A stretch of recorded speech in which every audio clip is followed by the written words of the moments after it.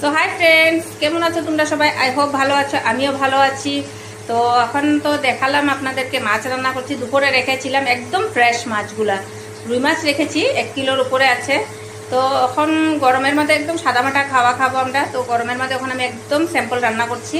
তো আপনারা ফার্স্ট থেকে লাস্ট পর্যন্ত আমার সাথে জুড়ে থাকেন। এই যে দেখেন আমার মাছের ঝোল, টমেটো দিয়ে, কাঁচা লঙ্কা, ধনিয়া পাতা এগুলা দিয়ে, পেঁয়াজ দিয়ে মাছের ঝোল বানিয়েছি। দেখেন, এই দেখেন মাছের ঝোল বানিয়েছি।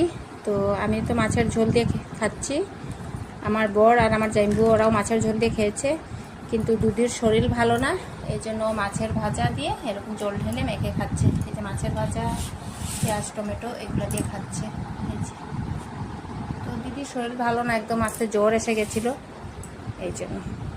তো কেমন হয়েছে আমার মাছের রেসিপিটা? যদি ভালো লেগে থাকে তো অবশ্যই একটা লাইক করবেন, কমেন্ট করবেন, শেয়ার করবেন। দেখা হচ্ছে নেক্সট ভিডিওতে। বাই।